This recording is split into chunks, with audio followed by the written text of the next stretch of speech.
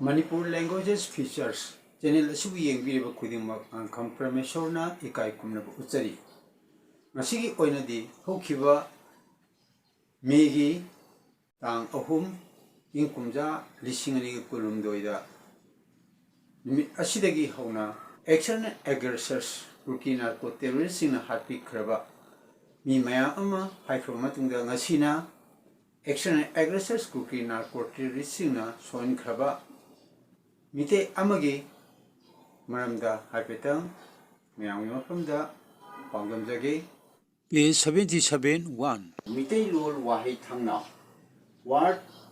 300 ka 15 subada kala ningthogjam mingta noun manipur gi apunba saktam kanana ba hona jaba maraiba ningba mitai nupani sahi humbumanga matamdama sahi humbumanga sure masokhi matamda sawakna parabada hayo part 3 dagini miribak-tagi landarakpa mayum makai thadoktuna misen oina lakpa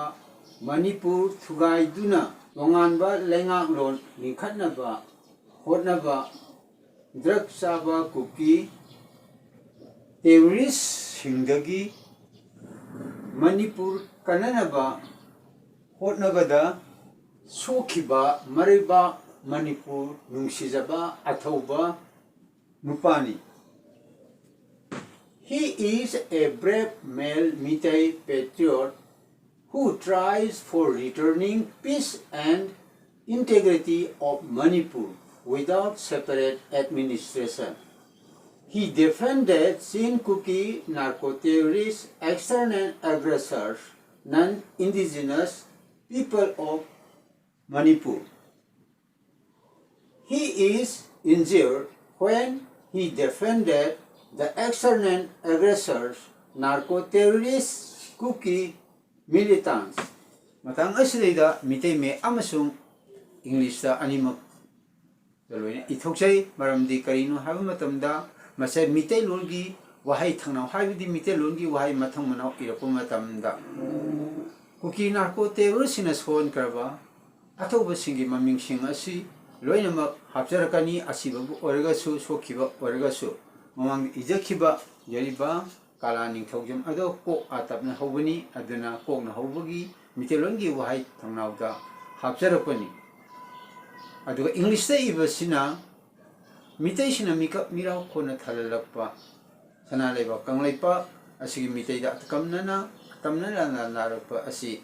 ngakthongnawida honaramba mareibak ningbasing ado matang ming oina panjarapani aduna mitei mekta namdamasigi mek laija habdu unabagi damaktani aduga english da ijaribasina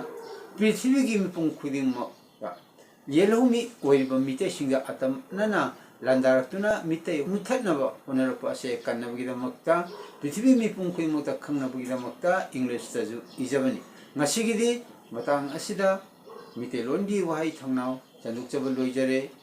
awatpa leragasu haipirau hena marik sumba leragasu awatpa mengkhapirau mathangi upload tawu matamda aikoi punna amu unaminasi channel asigi maming Manipur language features tokjai channel asi hambi yengorgadi like subscribe tawbirau mathangi upload tawu matamda aikoi punna amu unaminasi